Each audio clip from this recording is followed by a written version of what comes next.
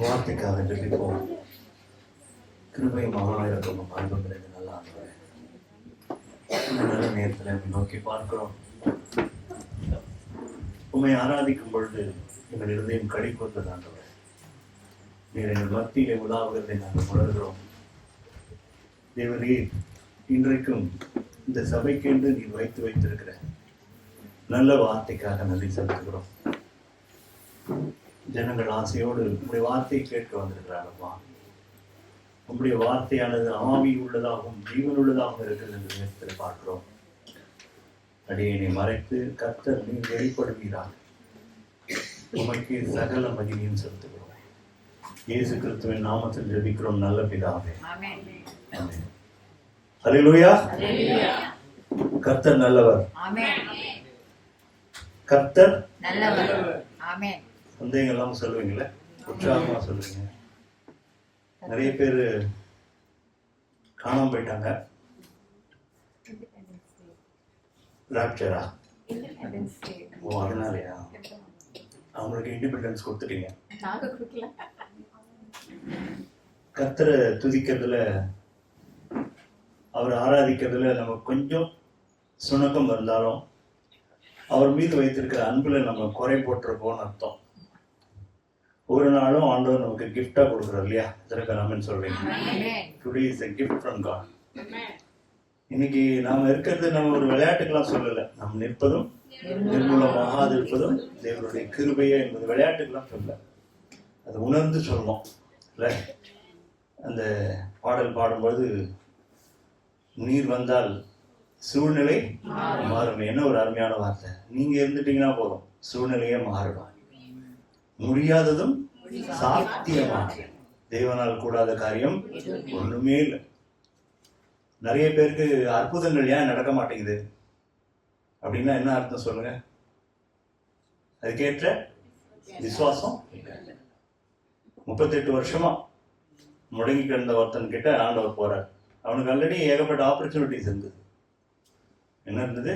38 இயர்ஸாவா ஒருத்தனுக்கு வந்து அங்க போய் இந்த குளத்துல இறங்க முடியாதுன்னு நான் நினைக்கும் போது யோசனையா இருக்கு.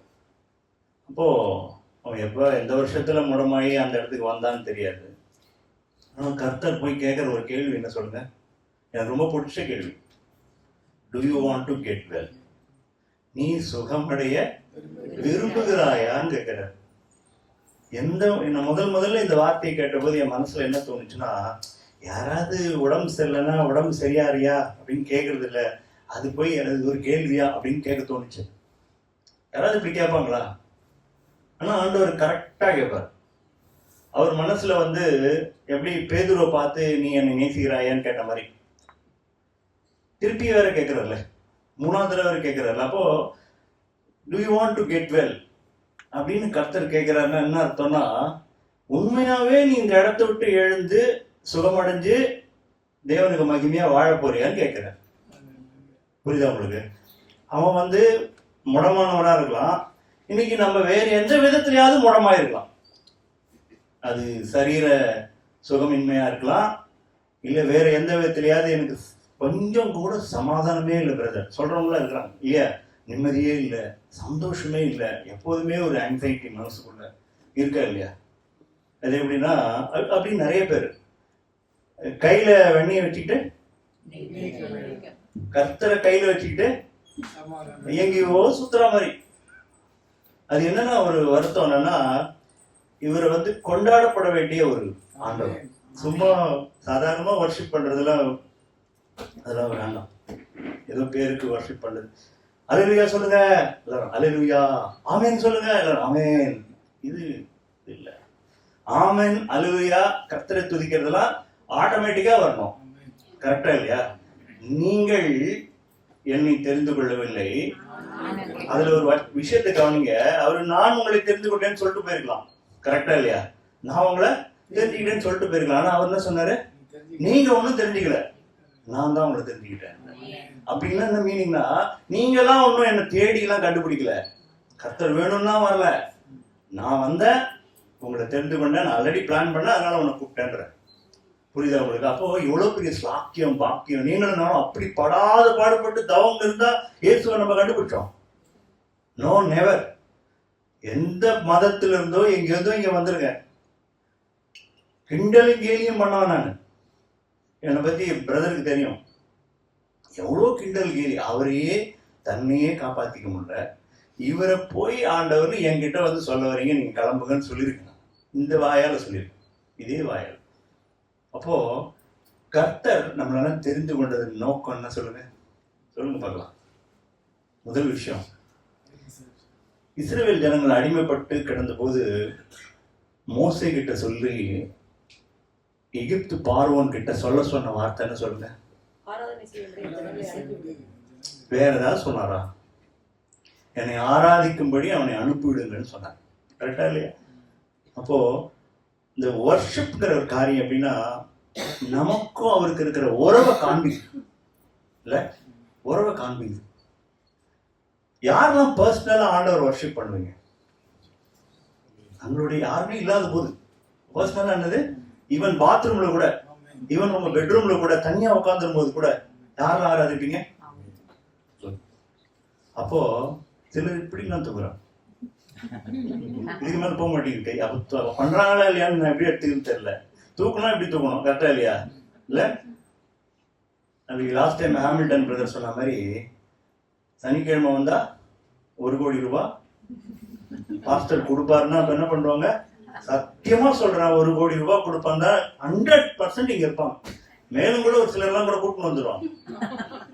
ஆத்து ஆதாயம் நடக்கும் இப்போ இல்ல, கை தூக்குறவங்க காசு கொடுக்குறேன்னு சொல்ல பாருங்க இப்போ ஆராதனை மாதிரி. அப்போ ஒரு உற்சாகம் வேணாமா? இல்ல, உற்சாகம் வேணாமா? சும்மா நம்மளும் சொங்கி மாதிரி முகத்தை வச்சுக்கிட்டு பாவமா யார்? அதாவது அவர் காட் வந்து நம்மளுடைய ரெஸ்பான்ஸ் பார்த்துக்கிட்டே இருக்கார் எல்லாத்துக்கும். அந்த நாளை கொடுத்துமே இவன் என்ன பண்றான், இல்ல இவனுக்கு ஒரு கிஃப்ட் மாதிரி ஒரு வேலையை கொடுத்துமே இவன் என்ன நினைக்கிறான்? சுகமானவர்களில் 10 பேர் அல்லவோ? நம்ம ஆண்டவருக்கு கணக்கு நல்லா தெரியும். எத்தனை பேர் ஆமென் சொல்றீங்க? கரெக்டா அக்கௌண்ட் வச்சிருக்கிற ஆண்டவர் யாரு? குழப்பம்லாம் இல்ல, கன்ஃபியூஷனே இல்ல. சுகமானவர் 10 பேர் அல்லவோன்ற ஒருத்தம் தானே வருவேன். அப்ப 10% நன்றி உள்ளவன் யாரு? 10%. அதுவும் வேற ஒருத்தன், வேற ஜாதிக்கார், சமாரியன், யூதன் கிடையாது. அப்போ ஆண்டவருக்கு உற்சாகமானது வேணும். நம்மளுடைய பலிகள் எப்படி இருக்கணும்? உற்சாகத்தோடு இருக்கணும். பலிகள் அந்த நாட்கள்ல பலிகள்னா என்னது? எருது, காளை, புறா இதெல்லாம் கொண்டு போனோம். கர்த்தருடைய பிரகாரத்துக்குள்ள போகும்போது வெறுங்கையா போக கூடாது. என்னது? வெறுங்கையோட போக கூடாது. இன்னைக்கு பலின்னா என்ன நினைக்கிறீங்க? ஸ்தோத்திர பலி. அது கூடயே கொடுக்க மாட்டீங்க.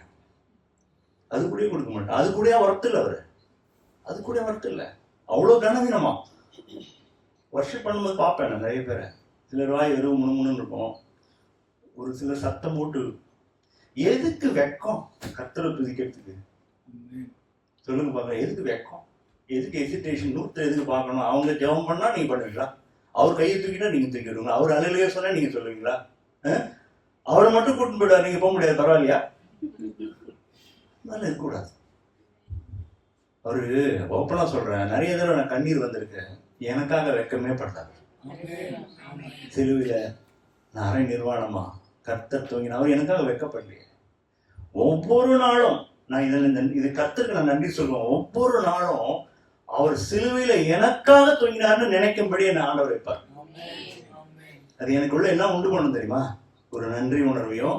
தகுதி இல்லாத எனக்கு ஒரு என் ஆண்டவர் எனக்காக கர்த்தர் இயேசு வந்து சிலுவையிலே தன்னுடைய என்ன சொல்றது ஜீவனை கொடுத்தார் அப்படின்றது ஒரு ஹிஸ்டரி. என்னது? அது ஒரு வரலாறு. எனக்காக சிலுவையில தொங்கினார்ன்றது ரட்சிப்பு. எத்தனை பேர் ஆமென் சொல்றீங்க? சால்வேஷன் அதான். எனக்காக என் ஆண்டவர் உயிரை கொடுத்தாரு இல்ல. அப்போ இப்ப இன்னைக்கு தியானிக்க போற விஷயம் என்னன்னா, முதல்ல ஒரு பிரியூடு கொடுக்க வேண்டியது, இல்லைன்னா அதனுடைய சாராம்சம் தெரியாட்டா உள்ள போக மாட்டாங்க. அப்போ கர்த்தர் ஒரு ஓன் கம்யூனிட்டி டெவலப் பண்றார் இல்ல. உலகம்லாம் உங்களுக்கு தெரியும். உலகத்தை சிநேகிக்கிறவனை யாருக்கு பிடிக்காது? தேவனுக்கு விரோதமான அது பிடிக்காதுன்னு கூட போடல. பிரதர் சொன்ன மாதிரி அப்படியே எதிரி எனிமையா இருக்காரு. எவன்லாம் உலகத்தை நேசிக்கிறான் அவன்லாம் கர்த்தர் வந்து எனிமையா இருக்காரு. அப்போ தேவன் என்ன பண்றாரு, இந்த உலகம் அப்படிங்கிற ஒரு காரியம், அந்த உலகத்திற்காக தான் ஆண்டவர் தன் பிள்ளையை அனுப்புறாரு. கரெக்டா இல்லையா? அந்த உலகத்திற்காக தான் தன் குமாரனையே அனுப்புறாரு. எதுக்காக? நம்மள உலகத்துல தான் வச்சிருக்காரு. உலகத்திலே வச்சு உலகத்தை நேசிக்காம கர்த்தரை நேசிக்கும்படி சொல்றாரு. இது புரிய கொஞ்சம் கஷ்டமா இருக்கும். ஆனால் ஆண்டவர் சொல்றாரு, ஒரு வசனம் வாசிப்போம். லேவியராகமம் 20வது அதிகாரம் 26வது வசனம்.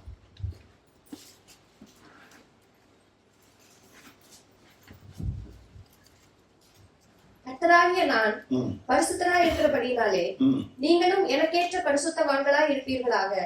நீங்கள் என்னுடையவர்களாய் இருக்கும்படிக்கு உங்களை மற்ற ஜனங்களை விட்டு பிரித்தெடுத்தேன். அவர் என்ன சொல்றாரு? இதுல உங்களுக்கே புரிஞ்சிருக்குமே. ஃபர்ஸ்ட் ஆஃப் ஆல், நான் பரிசுத்தராய் இருப்பது போல இதுல இருந்து நீங்க மாத்தவே முடியாது. ஏன்னா நம்ம ஆண்டவர் பரிசுத்தர். எத்தனை பேர் ஆமென் சொல்லுங்க? அவரை போல பரிசுத்தர் யாருமே கிடையாது. எந்த தெய்வமும் சொல்ல முடியாத ஒரு விஷயத்த இவர் மாத்திரம் சொல்ல முடியும். ஏன் நாமள பரிசுத்தமா இருக்க சொல்றாரு? அதனால என் அப்பா பரிசுத்தரா இருக்காங்க, நானும் அப்படிதான் இருக்கணும்ன்ற. அதே வசனத்தை திரும்பி வாசிங்க. கர்த்தராகிய நான் பரிசுத்தராய் இருக்கிறபடினால் நீங்களும் எனக்கு ஏற்ற பரிசுத்தவான்களாய் இருப்பீர்களாக. நீங்கள் என்னுடையவர்களாய் இருக்கும்படி உங்களை ரெண்டு விஷயம் சொல்லிட்டாரு. ஒண்ணு, பரிசுத்தவானா இருக்கும்படி எனக்கு ஏற்ற பரிசுத்தவான்களா இருங்கன்னு சொல்லிட்டாரு. அடுத்த last part of this verse என்ன சொல்றாரு? நீங்கள் என்னுடையவர்களா இருக்கணும். அது எதுக்காக என்னுடையவர்களா இருக்கும் பண்ண? அதனாலதான் உங்களை மற்ற ஜனங்களை விட்டு உங்களை எல்லாம் பிரித்து வச்சிருக்க. எவ்வளவு பெரிய விஷயம் இதெல்லாம்! எப்பெல்லாம் நினைச்சு பார்த்துருக்கீங்களா இந்த சந்தோஷத்தெல்லாம்? சால்வேஷன் ஒரு நாளும் கொண்டாடுவேன் நான், ரியலி சொல்றேன். எத்தனை கோடி கொடுத்தாலும் இதுல இருக்கிற சந்தோஷம் எங்கேயுமே கிடைக்காது. அது உள்ளுக்குள்ள ஏதோ ஒரு சந்தோஷம் வைக்கிறாரு. நீங்க ஈவன் நெருக்கடி நிலையில இருந்தா கூட உள்ளுக்குள்ள ஒரு சந்தோஷம் ஒண்ணு இருந்துகிட்டே இருக்காது. என்ன சொல்லுங்க? இப்ப கண்ணை மூண கூட எங்க இருப்போம்? நம்ம அவரோட கூட இருப்போம்.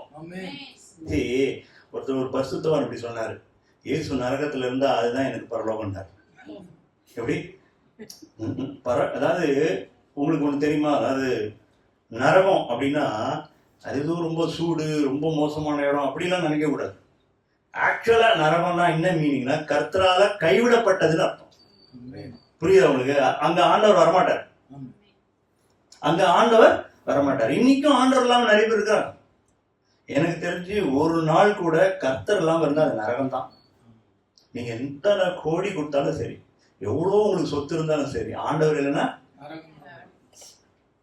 நரகம்னா தான். நரகம்னா மீனிங்னா நீங்க நினைக்கிற மாதிரி பயங்கர சூடா இருக்கும், அங்க பார்த்தாலும் புழுவா இருக்கும், அங்க பார்த்தாலும் மோசமா இருக்கும் அப்படின்னு நினைக்காதீங்க.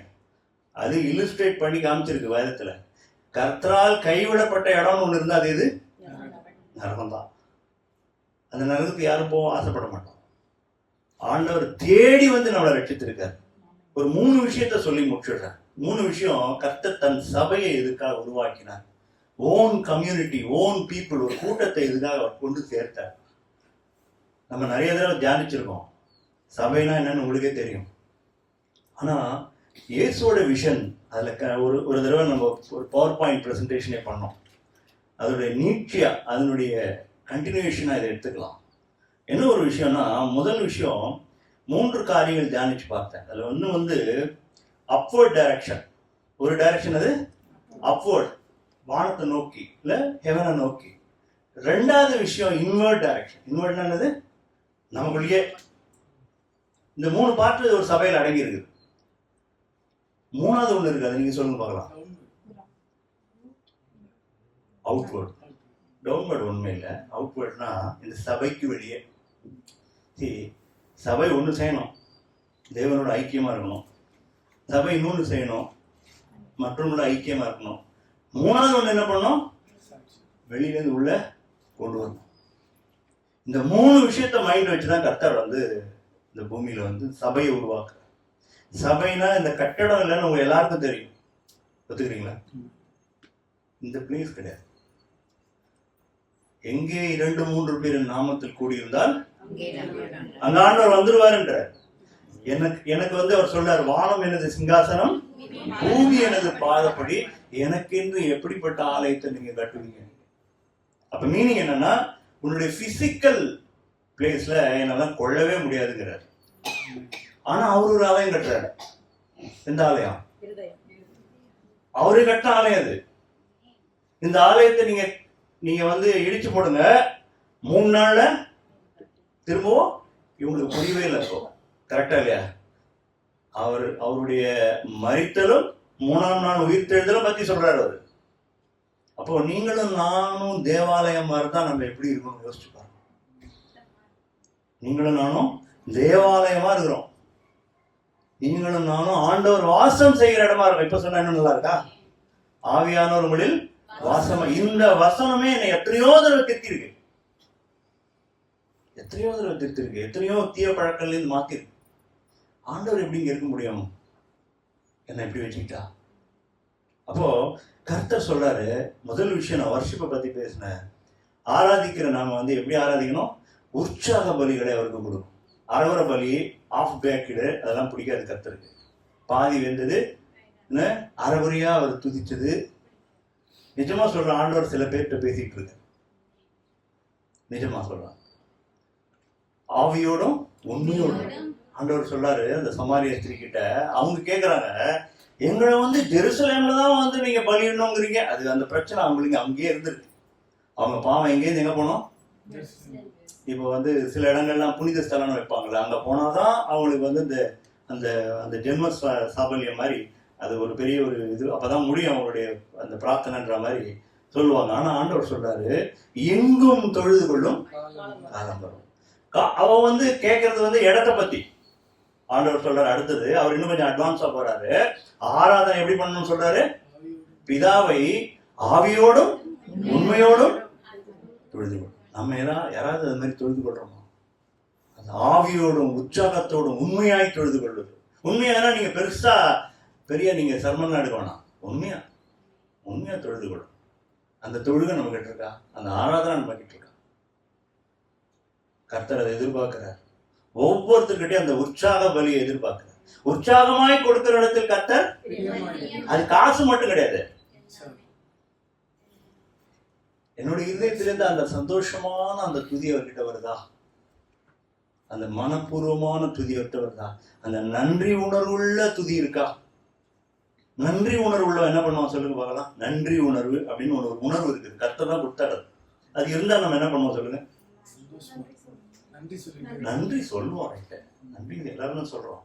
இந்த நன்றி உணர்வு என்ன பண்ணும் சொல்லுங்க? துதிக்க வைக்கும். எதை பத்தியும் முறுமுறுக்க வைக்காது. நன்றி ரீப்ளேசஸ் மர்மரிங். எப்படி தேங்க் கிவிங் உங்க வாயில வருது, நான் என்ன வராது. நீங்க யாரு கூட பேசி பாருங்க, ட்ரை பண்ணி பாருங்க. நீங்க தேங்க்ஸ் கிவிங் கொடுக்குறீங்கன்னா என்ன வராது? முறுமுறுப்பு. நிறைய நேரம் நம்மளுடைய ஜெபங்கள் கேட்கப்படாத காரணம் நம்மளுடைய முறுமுறுப்பு. ஏதோ ஒரு விதத்துல வந்து நம்ம என்ன பண்ணுவோம்?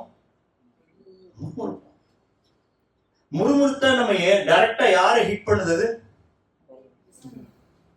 எல்லா அதிகாரங்களும் கர்த்தரால் வைக்கப்பட்டிருக்கு. எல்லா காரியங்களும், ஈவன் உங்களுக்கு கெடுதல் நடந்தா கூட சகலமும் நன்மைக்கு எதுவாய் கர்த்தர் தான் உங்க வாழ்க்கையில் அனுமதிக்கிறார். அவரிடத்தில் அன்பு கூறுகிறவர்களுக்கு சகலமும். அப்படி தெரிஞ்சிச்சுன்னா நீங்க என்ன பண்ணக்கூடாதுன்னா முறுமுறுப்பு.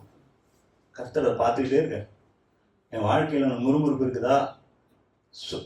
முறுமுறுப்பு கூட வேணாம், லைட்டா ஒரு ஸ்மைல் நீங்க பண்ணீங்கன்னா கூட முடிஞ்சு போச்சு, கண்டுபிடிச்சிருவார். ஏன் நகைச்சேன்னு கேட்பார். அந்த நகைப்புல ஒரு திமிர் இருந்துன்னு வச்சுங்க, அப்படி சிரிச்சுட்டே போனவங்க பார்த்துருக்கீங்களா? ஏதோ ஒன்று அவங்களுக்கு டிசர்வ்டு கிடைக்காத போது என்ன பண்ணுவாங்க அப்படின்வாங்க, பார்த்துருக்கீங்களா? அது எல்லாம் உள்ளேந்து வர்றது.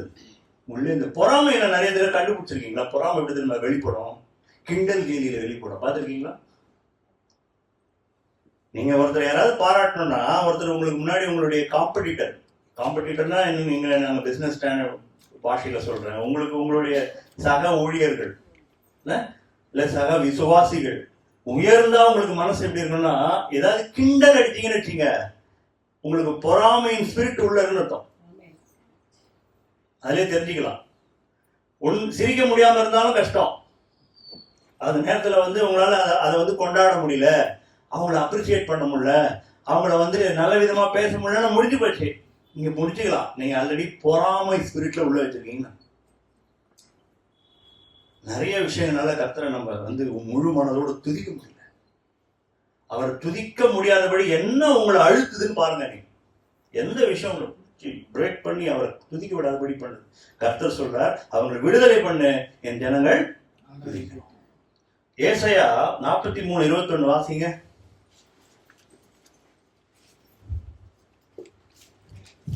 இந்த ஜனத்தை எனக்கென்று ஏற்படுத்தினேன், இவர்கள் என் துதியை சொல்லி வருவார்கள். இந்த ஜனத்தை இதுக்குதான்ப்பா நான் ஏற்படுத்தினேன், இந்த ஜனத்தை இதுக்குதான் நான் ஏற்படுத்தினேன், இவங்கெல்லாம் என் துதியை சொல்லி வராங்க. வாயில எப்போதும் துதி இருக்கும்பா, நன்றி இருக்கும்பா. என் பிள்ளைகள் வாயிலேருந்து முறுமுறுன்னு பேச மாட்டாங்க. அது சரியில்லை, இது சரியில்லை, என்ன சரியில்லை, வீட்டுல சரியில்லை, வாசல்ல சரியில்லை, சரியில்லைங்கிறதே வராது. நீங்க சரியில்லைன்னு யாருக்கிட்டே சொல்றீங்கன்னு வச்சுங்களேன், ஜெபத்துக்காக வேணா சொல்லலாம். ஒரு வார்த்தை, பிரதர் இது மாதிரி ஒரு விஷயம் இருக்குது, இதுக்காக கொஞ்சம் ஜெபம் பண்ணிக்கோங்க, இந்த ப்ராப்ளம் சரியில்லை, இதுக்கு வேணா யூஸ் பண்ணிக்கலாம். நீங்க வெறுமனே நீங்க யாரையாவது பார்க்கும் போதே எனக்கு ஒரு பிரதர் தெரியும், அவர் பார்த்தீங்கன்னா ஒரு 10 குறை சொல்லிட்டு அவர் வீட்டை பத்தி, இல்ல யாரையாவது பத்தி இருக்கும், இல்ல அட்லீஸ்ட் கவர்மெண்ட்டை பத்தியாவது ஏதோ ஒண்ணு அவர் வாயிலேருந்து குறை வந்துட்டே இருக்கும். அவர் வாழ்க்கை இன்னும் வளரவே இல்லை. எப்ப பார்த்தாலும் அதே மாதிரி கை குழந்த மாதிரி இருக்கு, வளர்ச்சியே கிடையாது. காரணம் என்ன சொல்லுங்க? கொடுத்ததுக்கு நன்றி இல்லை, கொடுத்த விஷயத்துக்கு நன்றியே கிடையாது, அதுக்கு ஆண்டவர் துதிச்சதே கிடையாது. அவர் துதிச்சாரா இல்லையா எனக்கு தெரியாதுன்னு வச்சுங்க, பட் நம்ம பார்க்கும் போது தெரியுதுல்ல. எப்போதுமே குறை சொல்ற வாயாவே இருந்தது, இந்த வாயிலேருந்து என்ன நல்லது வரப்போகுது ஓப்பனா சொல்றேன், அதெல்லாம் விட்டுருங்க, அது உங்களை துதிக்க விடாது, அவர் வர்ஷிப் பண்ண விடாது. அந்த வர்ஷிப்ல உண்மை இருக்காது. எது இருக்காது? உண்மை இருக்காது. கர்த்தர் உண்மையை பார்க்கிறார், மனுஷனும் முகத்தை பார்க்கிறான். இந்த ஜனத்தை எனக்கென்று ஏற்படுத்தின இவர்கள் என் துதியை, அதுதான் ஆண்டவருடைய ஆசை. அடுத்த விஷயமா நம்ம போலாம். யோவான் நம்ம இப்பதான் வாசிச்சோம், யோவான் அந்த வசனத்தை வாசிச்சிருவோம். யோவான் எழுதின சுவிசேஷம் 4:23. உண்மையாய் தொழுது கொள்ளுகிறவர்கள் பிதாவை ஆவியோடும் உண்மையோடும் தொழுது கொள்ளும் காலம் வரும், அது இப்பொழுதே வந்திருக்கிறது. தம்மை தொழுது கொள்ளுகிறவர்கள் இப்படிப்பட்டவர்களாய் இருக்கும்படி பிதாவானவர் விரும்புகிறார். யார் சொல்றா இத? யார் சொல்றா? பிதாவோடு பக்கத்துல வலது பாரத்தில் உட்கார்ந்து இருக்கிறவர், இவ்வளவு நாளா உட்கார்ந்து இருந்தவர் இங்க வந்து நம்ம கிட்ட சொல்றாரு எப்படி இருக்கணும் விரும்புறாரா. அவங்க என்ன பண்ணாங்க? பழைய ஏற்பாட்டு காலத்துல காளை எடுத்துன்னு போவாங்க, புறா எடுத்துன்னு போவாங்க, பலிலாம் பிரமாதமா இருக்கும். இங்க உள்ள என்ன இருக்காது? அவர் அழகா சொல்றாரு, அவங்க வாய் என்ன துதிக்கிறானா, அவங்க இருதயமா இருக்கு தூரமா இருக்கு. இன்னைக்கும் ஆண்டவர் நம்மளை பார்த்து நிறைய பேரை பார்த்து சொல்லுவார், உண்மையா சொல்றான். வாய் என்ன பண்ணுது? துதிக்கிற மாதிரி காட்டுது. இங்க என்ன மாட்டேங்குது? அவர் தான் ஸ்கேனர் வச்சிருக்காரு. அவர் என்ன எங்களை மாதிரி என்ன மாதிரி மூஞ்சி மட்டுமா பார்த்துட்டு இருக்க போறாரு இல்ல. அழகா தாவீதை செலக்ட் பண்ணும்போதே அழகா ஒவ்வொருத்தரையா செலக்ட் பண்ணும்போது இவன் கிடையாது, இவன் கிடையாது, இவன் கிடையாது, இவன் கிடையாதுங்கிறது. ஒருத்தன் உண்மையா வாயிலும் வச்சு உட்காந்துருக்கான் இல்ல, ஆடு மேய்க்கிறான், அவரை கொண்டாடுறான் அவன் ஃபீல்டுல.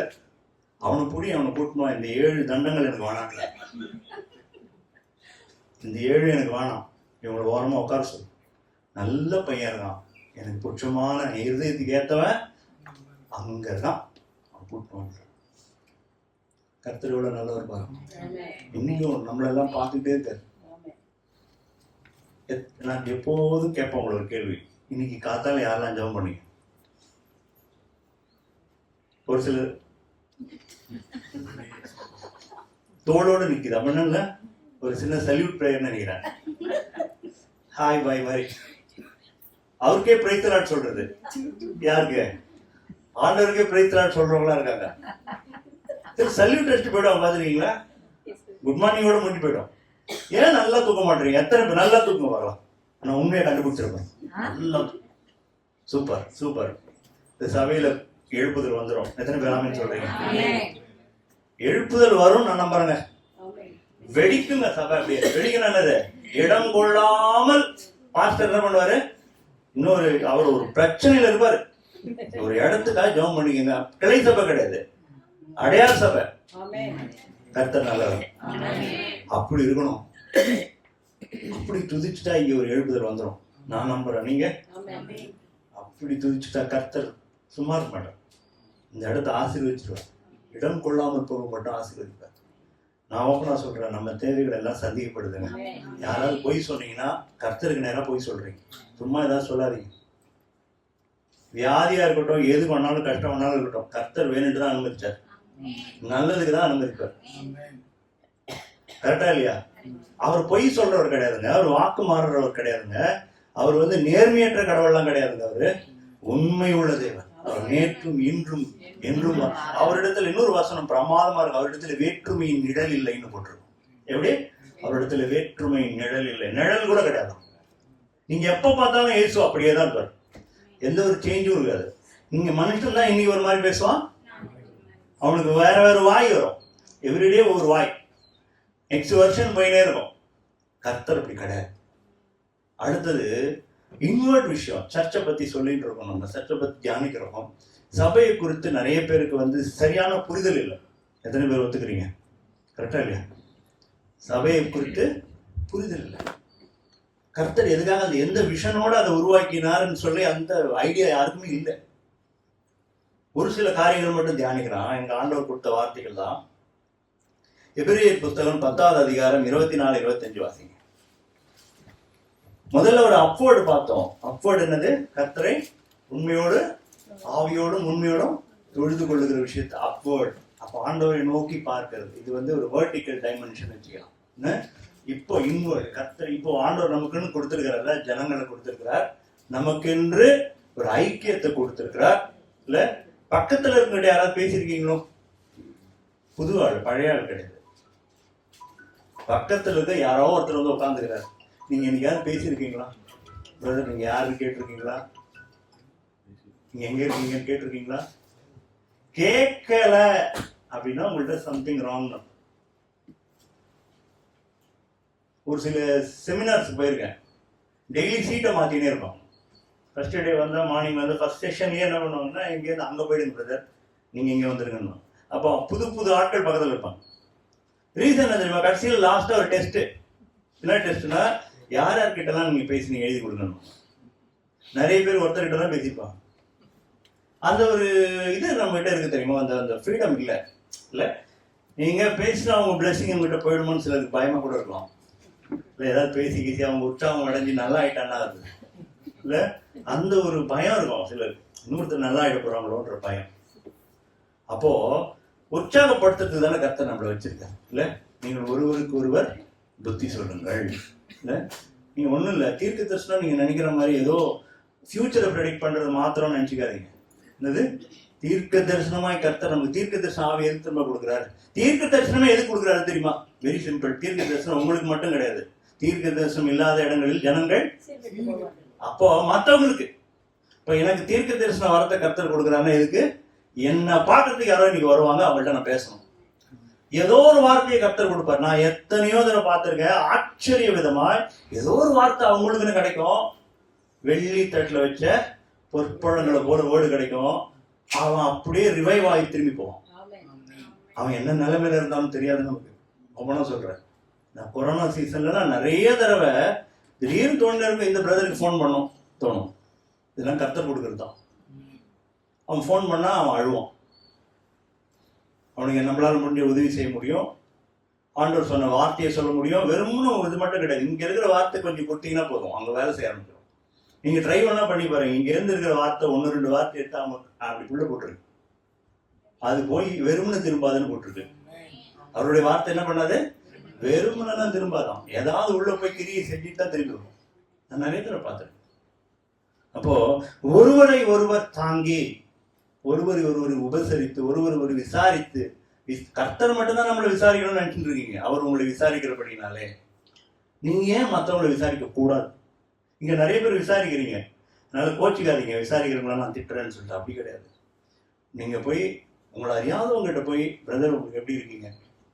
என்னைக்கு நீங்க உங்க போன் கால்ல உங்களுக்கு எந்த ஒரு தேவையும் இல்லாம ஒருத்தர் கால் பண்ணிருக்கீங்க?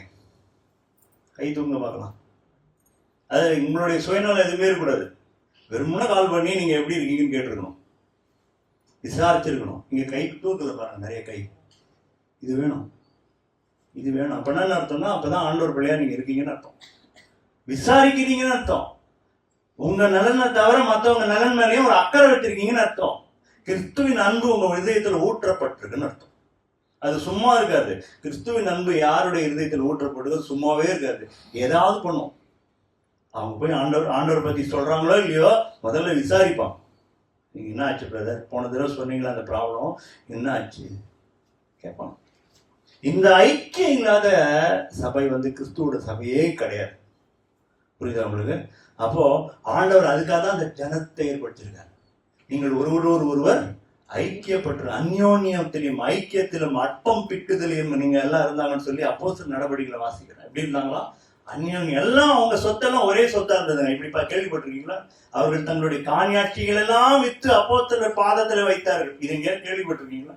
இது இப்ப நடக்குமா? எல்லாரும் சொத்து வச்சு பாஸ்டர் கிட்ட கொண்டு வந்து கொடுங்கன்னா கொடுப்பீங்களா? முடியுமா? இப்போ அந்த நாட்கள் நடந்திருக்கு. அவங்க எல்லாம் ஒன்றாய் அனுபவித்தார்கள். இதெல்லாம் கேட்கறதுக்கு எப்படி இருக்கு? எல்லாரும் சொத்தையும் வித்துட்டாங்க. இதை கற்பனை கூட பண்ணி பார்க்க முடியல. எல்லாரும் சொத்தையும் வித்தாச்சு, எல்லாத்தையும் கொண்டு அப்போஸ்தலர் பாதத்தில் வச்சாச்சு. இனிமே நீங்களா பார்த்து சோறு போட்டா நாங்க இங்கே இருந்துக்கிறோம், இந்த சத்திரத்தில் தங்கிக்கிற மாதிரி நாங்க இங்கே தங்கிக்கிறோம், நீங்க சோறு போட்டா போதும். இப்படி ஆதி சபையில இருந்திருக்கு. நீங்க நம்புவீங்களா மாட்டீங்களா? இருக்கு. அப்ப எவ்வளவு ஒத்துமை, அந்யோன்யம், ஐக்கியம், ஒருத்தர் விசாரிக்கிறது, ஒருத்தருக்காக பாரப்படுது. ஒரு தடவை எனக்கு நல்லா ஞாபகம் இருக்கு, நான் சொல்லி முடிக்கிறேன். ஒரு தடவை எனக்கு நல்லா ஞாபகம் இருக்கு. ஆரம்பத்தில் ரட்சிக்கப்பட்ட புதுசுல 2004 நினைக்கிறேன். அப்போ யாரோ ஒருத்தர் கேன்சர்னால ஒரு ஆன்டி ஒரு ரொம்ப கஷ்டத்துல இருக்காங்க. கேன்சர் இன்ஸ்டியூட்ல அட்மிட் பண்ணியிருக்காங்க. அவங்களுக்காக ஜெபம் பண்ணுங்க. எஸ்எம்எஸ் தான் வந்தது அந்த குரூப்ல. அப்பெல்லாம் எஸ்எம்எஸ் தானே, இதெல்லாம் கிடையாது. பண்ணும்போது எனக்கு வந்தது. எனக்கு ஒருத்தருக்காக ஒருத்தர் ஜெபம் பண்றது இன்னும் கூட எனக்கு அந்த அளவுக்கு அந்த லாஜிக்கே தெரியாது. பிரேயர்னாலே ஹிந்துவிசம்ல எப்படி நம்ம வீடு, நம்ம வாசல், நம்ம எல்லாரும் தேங்காய் உடைக்கிறேன், அதை உடைக்கிறேன், பழம் கொடுக்குறேன், அதை கொடுக்குறேன், இதை கொடுக்குறேன், இல்லை அதுக்கு போன இதுதான் பக்கத்து வீட்டுக்காரன் கூட ஜெபம் பண்ணதா சரித்திரத்திலே கிடையாது.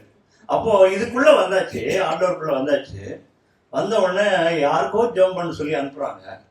எனக்கு உடனே தோணுது, சரி வெறும் பேருக்கு ஜெபம் பண்ணா அது நல்லாவே இருக்காது, அது ஒரு பாரம் இருக்கணும்ல.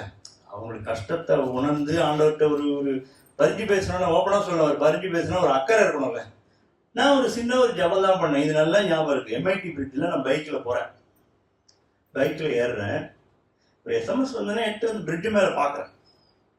பிரிட்ஜு மேலே பார்த்துட்டு கேட்குறாங்க, சரி ஜபம் பண்ணலாம், சரி நம்ம லீஷர் டைமில் ஜபம் பண்ணிக்கலாம். அப்போ பைக்கை ஸ்டார்ட் பண்ணி ஒரு சின்ன ஜபம் நான் ஆண்டவர்கிட்ட பண்ணுறேன். ஒரு பாரமே இல்லாமல், ஆண்டவரை நான் எப்படி உங்களுக்காக ஜபம் பண்ணுறீங்க, யாருமே தெரியாது எனக்கு. நீங்கள் நம்ப மாட்டீங்க, நான் அந்த ஃப்ளைஓவர்லேருந்து இறங்கி கீழே போகிறேன். என்ன அறியாமல் கண்ணில் தண்ணி வருது, என்ன அறியாமல் அவங்க மேலே ஒரு பாரம் வருது. இது யார் கொடுத்தான்னு நினைக்கிறீங்க? இதை ஆண்டவர் செய்வாருங்க உங்கள் வாழ்க்கையில். எத்தனை பேருக்கு அது வேணுமோ அதை செய்வார். உங்கள் ஜபம் ரொம்ப பவர்ஃபுல்லாக இருக்கும் அப்படின்னு என்ன தெரியுமா பண்ணணும்? ஆவியானவர் கூட இருக்கணும். அந்த ஜபம் பவர்ஃபுல்லாக இருக்கும். எத்தனையோ தடவை சாட்டர்டேஸில் நான் தனியாக ஜபம் பண்ணுவேன். ஜபம் பண்ணுறதுக்கு முன்னாடி வரைக்கும் கூட பயங்கரமாக பசிக்குது, நம்ம தான் வீட்டுக்கு போகலாமேன்னு தோணும். ஓப்பனாக சொல்லுவேன், செம்ம பசி இல்லை உபவாசம் இருக்குன்னு சொல்லிட்டு சொன்னால் அந்த டைமில் இருக்கும். ஜபம் பண்ண ஆரம்பிப்பேன். ஆண்டவர்கிட்ட ஒரே வார்த்தை சொல்லுவேன், ஆண்டவரே நான் ஜபம் பண்ண எனக்கு ஒரு ஆசையாக இருக்கு, ஜப ஆவியை மேலே ஊற்றும், நான் ஜபிக்க வேண்டியது என்னன்னு நீங்கள் சொல்லிக் கொடுங்க.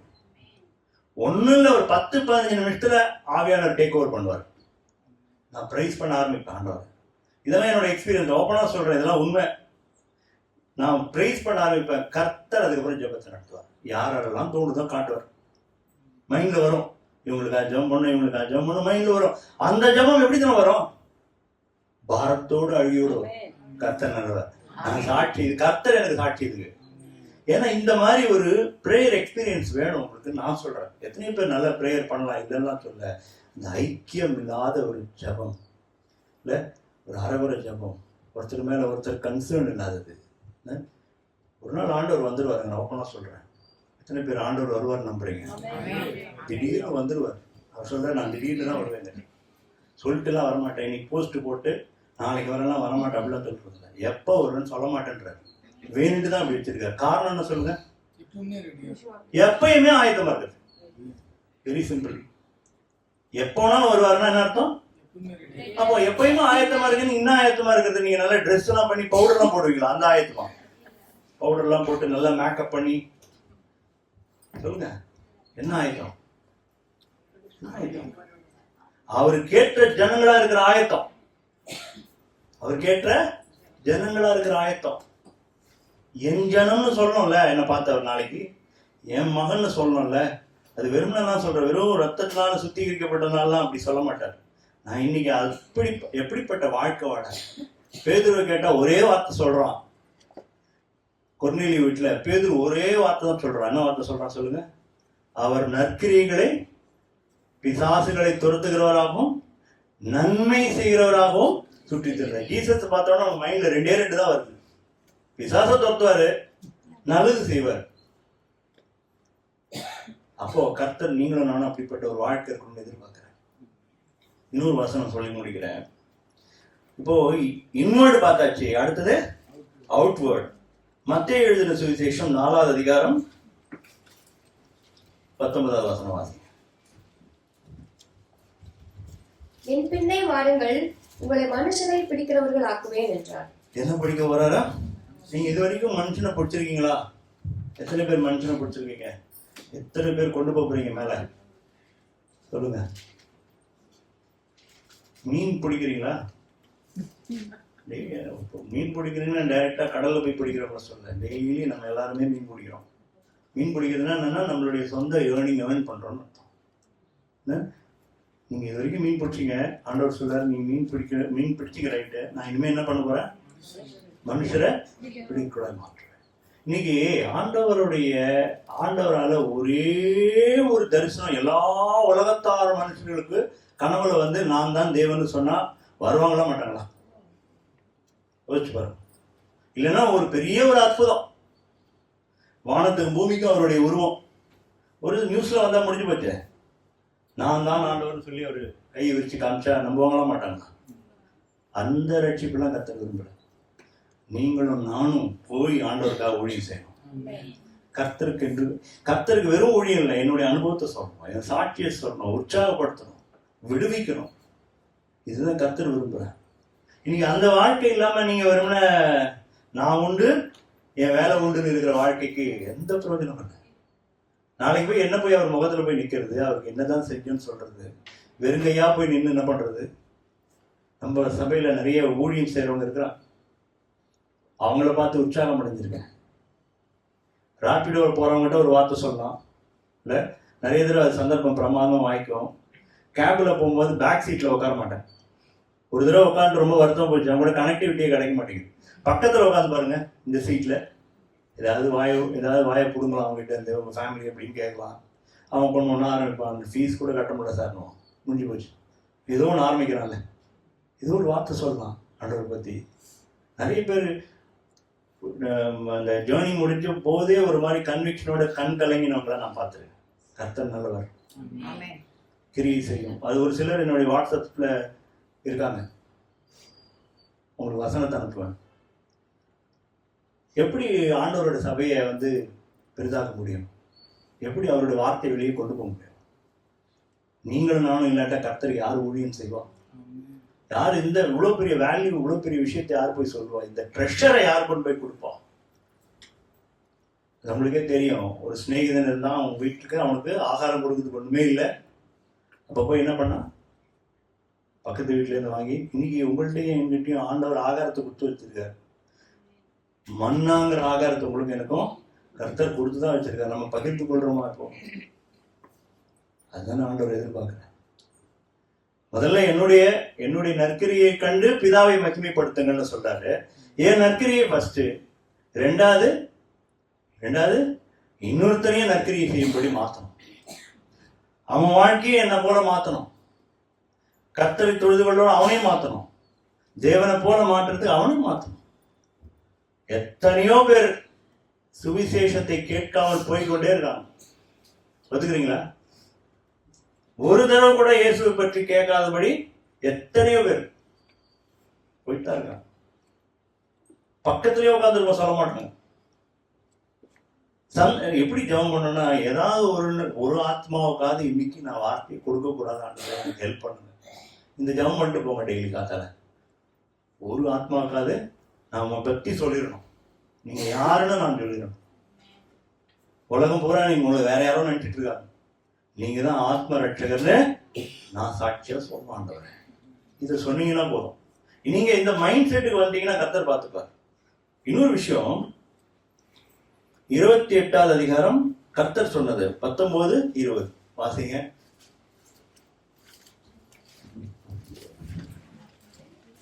வெகு காலமா இல்ல, மத்தேயு 28வது அதிகாரம் 19-20.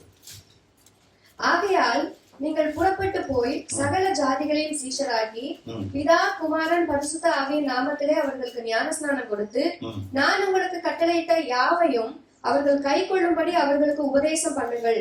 இதோ உலகத்தின் முடிவு பரியந்தம் சகல நாட்களிலும் நான் உங்களுடனே கூட இருக்கிறேன் சொல்லிட்டாரு. போதுமா இல்லையா? சரி. ஆகையால் ஒரு வசனத்துக்கு முன்னாடி, அடுத்து முன்னாடி வசனத்தை வாசிச்சிருங்க. அப்பொழுது இயேசு சமீபத்தில் வந்து அவர்களை நோக்கி, வானத்திலும் பூமியிலும் சகல அதிகாரமும் எனக்கு கொடுக்கப்பட்டிருக்கிறது. எதனால பண்ண சொல்றாரு அவரு? வானத்திலும் பூமியிலும் சகல அதிகாரமும் இயேசுவுக்கு கொடுக்கப்பட்டதுனால அடுத்த வசனம் சொல்ற, ஆகையால் நீங்கள் புறப்பட்டு போய் சகல ஜாதிகளையும் சீஷராக்கணும். வெறும் விசுவாசி ஆக கூடாது. விசுவாசினா வெறும் பக்தன் மாதிரி, சீஷன்னா அவரை ஃபாலோ பண்றவன். புரியுதா உங்களுக்கு? வெறுமன விசுவாசியா இருக்கிறது கர்த்தர் அழைக்கல, சீஷர்களா இருக்கும்படி அழைத்திருக்கார். சீஷராக்கி அப்புறம் பிதா குமாரன் பரிசுத்தாவின் ஞானஸ்நானம் கொடுத்து, அதுக்கு அடுத்ததான் முக்கியமான விஷயம், நான் உங்களுக்கு கட்டளையிட்ட யாவையும் அவர்கள் கை கொள்ளும்படினா என்னது? யாராவது தெரியுமா? கை கொள்றது என்னது? பிராக்டிஸ். அவர்கள் கை கொள்ளும்படி அவர்களுக்கு உபதேசம் பண்ணுங்கள். இந்த லாஸ்ட் வசனம் மட்டும் எல்லாரும் வீட்லயும் போர்டு போட்டிருப்பாங்க. எந்த பாடல்? இதோ எப்ப இருப்பார் கூட இதெல்லாம் பண்ணா இருக்கு. எல்லாரும் அந்த போர்டு மட்டும் தெரியுமா?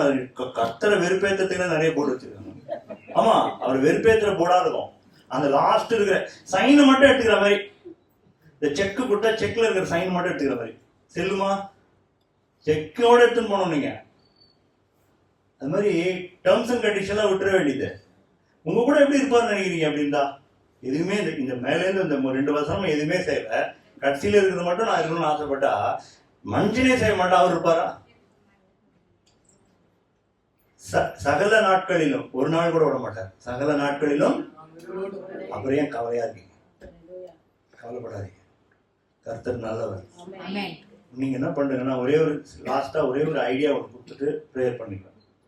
உங்களை மறந்துட்டு மற்றவங்க மேல கன்சர்னா இருக்கு. எனக்கு கொடுத்த அட்வைஸ் ஆண்டவர் ஒரு நாள், நான் ரொம்ப சோகமா இருந்தேன், ஏன் உன்னை பத்தியே திங்க் பண்றேன்னு ஆண்டவர் என்கிட்ட பேசுறேன். எனக்கு பிரச்சனை பெருசாச்சு, பின்ன திங்க் பண்ணாம என்ன பண்றது நான் கேட்கல. ஆண்டவர் நிஜமா சொல்றேன், இதெல்லாம் என் சத்தம் வந்தது, இதை பத்தி உன்னை பத்தியே எனக்கு திங்க் பண்றேன்னு கேட்டார். ஆக்சுவலா நம்மளுடைய ப்ராப்ளம்னால நம்மளை பத்தியே திங்க் பண்றதுனால நம்ம மண்ணா போறோம். மண்ணா போறதுக்கு நம்ம ரீசன் என்ன தெரியுமா? எப்ப பார்த்தாலும் என்ன பத்தியே திங்கிங். நாளைக்கு என்ன நடக்க போகுது, என்ன உடுப்போம், என்ன உண்போம், என்ன செய்வோம், அதை பத்தியே கவலை. அதனாலதான் கவலையிலேருந்து வெளியே வரணும். சீக்கிரட்லாம் நிறைய ஜீசஸ் வச்சுட்டு போயிட்டார். ஜீசஸ் என்னைக்காவது அவர் ட்ரெஸ்ஸை பத்தி, அவர் ஆகாரத்தை பத்தி, நாளைக்கு எங்க போறோம், என்ன பண்ண போறோம், அதாவது தூங்குறதுக்கு மனுஷகுமாரனுக்கு அந்த நிலையில இருக்க என்னைக்காவது அந்த ஜபம் அவர்கிட்ட பார்த்துருப்பீங்களா? அவர் நன்மை செய்கிறவராகும் பிசாசுகளை. நீங்க ஆக்சுவலி இது லாஜிக் நான் ரொம்ப யோசிச்சு பார்த்தா நீங்க கன்ஃபியூஷனே ஆக வேண்டாம். நீங்க உங்களை பத்தி திங்க் பண்றதை விட்டுட்டு உங்களுக்கு தெரிஞ்சவங்க, உங்க குடும்பம் கூட இருக்கலாம், உங்க திங்கிங்கே எடுத்துடணும். அதான் சொல்றேன், முதலாவது தேவனுடைய ராஜ்யத்தின் நீதியின் தேடுங்கள். முதலாவது ராஜ்யம் நீதினா இதான், வேற எதுவும் கிடையாது. ராஜ்யம் நீதினா வேற எதுவும் கிடையாது. அவர் சொன்ன காரியங்களை செய்யறதுதான் ராஜ்யம் நீதி. தேடும் பொழுது மற்றவையெல்லாம் கர்த்தர் பேசின நல்ல வார்த்தைகளுக்கு நன்றி செலுத்தி நாம் ஜெபம் பண்ணுவோம். எல்லாரும் எழுந்துக்க முடியுமா? அவருக்கு முன்பாக நம்மை தாழ்த்தி கர்த்தர் நம்மோடு கூட பேசின வார்த்தைகளுக்கு அவருக்கு நன்றி சொல்லி நம்மை ஒப்பு கொடுக்கலாமா? நம்மை ரட்சித்திருக்கிறாரே, அவர் வெறுமனெல்லாம் ரட்சிக்கலையா, வெளியேற பெற்ற ரத்தத்தினாலே நம்மை மீட்டிருக்காரு போட்டிருக்கிறேன். அவர் ஏதோ சாதாரணமா மேலிருந்து ஒரு கையை காமிச்சு நீ ரட்சிக்கப்படுவாயாக சொல்லி ரட்சிக்கல. அவர் தன்னை தாழ்த்தி மனுஷ ரூபமாக்கி அடிமையின் கோலம் எடுத்து இந்த பூமியிலே வந்து நமக்காக ரத்தம் சிந்தி உங்களையும் என்னையும் மீட்டுருக்க. நம்மளுடைய விலை எவ்வளவுன்னு கேட்டா ஆண்டவருக்கு தான் தெரியும். என்னுடைய பிளட்டுப்பான்னு சொல்லுவார், என்னுடைய உயிர்ப்பா உன்னுடைய விலை அப்படின்னு சொல்லுவார். ஆண்டவருக்கு முன்னாடி, ஆண்டவரே வெளியேற பெற்ற ஆத்மாவா என்னை வைத்திருக்கீங்களப்பா, நாங்க இன்னும் எனக்காக கவலைப்பட்டு கொண்டு குழம்பிக் கொண்டு மற்றவர்களை குறித்த எந்த எண்ணமும் இல்லாமல் ஒரு ஆராதனையில கூட ஈடுபாடு இல்லாத ஒரு வாழ்க்கை, தினந்தோறும் ஒரு ஆங்ஸைட்டியில இருக்கிற வாழ்க்கை, இப்படிப்பட்ட ஒரு வாழ்க்கைக்காக நீங்க என்னை அழைக்கலையாப்பா. நீங்க அழைச்ச நோக்கம் உன்னதமான நோக்கம். சொல்லலாம் ஆண்டவரே, ஒரு உன்னதமான நோக்கம். என்ன நீர் கூப்பிட்டது ஒரு பெரிய விஷயம் ஆண்டவரே. அப்ப அந்த பூமியில எங்களை சால்ட்டாவும் எங்களை லைட்டாவும் வச்சிருக்கேன்னு சொன்னீங்க. நீங்க வெளிச்சமா இருக்கிறீர்கள்னு சொன்னீங்க. உப்பா இருக்க, நாங்க உப்பா எங்கேயாவது இருக்கிறோமாப்பா? உப்பு அந்த ஆகாரத்துக்கு ருசியை கொடுக்குது. வெளிச்சம் அந்த இருளை போக்குகிறது. ஆமாண்டவர், நாங்கள் வெளிச்சமாகவும் உப்பாகவும் இருக்கும்படி நீர் எங்களை அழைத்திருக்கிறீரப்பா. நாங்கள் எந்த விதத்தில் அதை மறந்துடக்கூடாது. நீர் எங்களை ரட்சிப்பதற்காக நீர் கொடுத்த விலை மிக அதிகம். அது உங்களுடைய உயிர் ஆண்டவரே, உங்களுடைய ஜீவன், உங்களுடைய வெக்கம் ஆண்டவரே. நீர் எல்லா மகிமையும் துறந்தீர். பிதாவினிடத்துல இருந்ததெல்லாம் நீர் துறந்தீர். அங்க நீங்க சொன்ன வார்த்தை எங்களுக்கு எப்பொழுதுமே இங்க காதுகளிலே ரீங்காரம் எடுக்கிறது ஆண்டவரே. எனக்கென்று புஸ்தகத்துறையிலே என்னை குறித்து எழுதப்பட்டிருக்கிறது. எனக்கு ஒரு சரீரத்தை ஆயத்தம் பண்ணுங்க, நான் போய் உங்களுடைய சித்தம் செய்கிறேன் என்று சொல்லி ஒரு ஆசையோடு கர்த்தர் இந்த பூமிக்கு வந்துதான் நம்ம எல்லாம் மீட்டிருக்கார், ரட்சித்திருக்கார். இன்னைக்கு ஆண்டவர்கிட்ட நம்ம ஒப்பு கொடுக்கலாமா? மனம் திரும்பலாமா? நம்ம ஒரு வார்த்தை சொல்லுவோம், உண்மையான மனம் திரும்பல் வேணும் ஆண்டவரே. எங்கள் இருதயத்தில் அப்படிப்பட்ட ஒரு மனம் திரும்பல் வேண்டும்பா. நாங்கள் அழுகிறோம். ஆமாண்டவரே, எங்களுடைய நிலைமையை குறித்து நாங்கள் அழுகிறோம். உம்மிடத்தில் நாங்கள் தெரிவிக்கிறோம். நாங்கள் பாரமற்றவர்களாய், மற்றவர்களை குறித்து பாரமற்றவர்களாய், மற்றவர்களை குறித்து விசாரிக்காதவர்களாய் இருந்து விட்டோம் ஆண்டவரே. நீங்க அப்படி இல்லை. இந்த பூமியில நன்மை செய்கிறவராகவே சுற்றி திரிந்து வேதம் சொல்கிறது. நீங்கள் நற்கிரியை செய்வதற்காகவே நீங்கள் கிறிஸ்து இயேசுக்குள் சிருஷ்டிக்கப்பட்டீர்கள் என்று வேதம் சொல்லப்பட்டிருக்கு. நாங்கள் ஒவ்வொரு நாளும் என்ன நன்மை செய்கிறோம், யாருக்கு என்ன நன்மை செய்கிறோம் ஆண்டவரே, எங்களை மன்னியும் ஆண்டவரே. எங்களுக்கு உதவி செய்யும். உங்களுடைய கருத்தில் எங்கள் யாவரையும் ஒப்புக் கொடுக்கிறோம். ஒவ்வொருவர் இதயத்திலும் நீர் பேசியிருக்கிறீர். தங்களுடைய வாழ்க்கையில எப்படிப்பட்ட தீர்மானம் எடுத்தவர்களை கர்த்தர் ஆசீர்வதித்து பலப்படுத்தி இந்த சபையில் ஒரு பெரிய எழுப்புதலை கர்த்தர் கொண்டு வரும்படி ஜெபிக்கிறோம். அநேக ஆத்துமாக்கள் தேவன் இவர்தான் என்று அறிந்து கொள்ளக்கூடிய சபையா இந்த சபையை நீ மாற்றப் போகிறேன். அதற்காக நன்றி ஆண்டவரே. உமக்கே மகிமையை செலுத்துகிறோம். இயேசு கிறிஸ்துவின் நாமத்தில் வேண்டிக் கொள்கிறோம் நல்ல பிதாவே.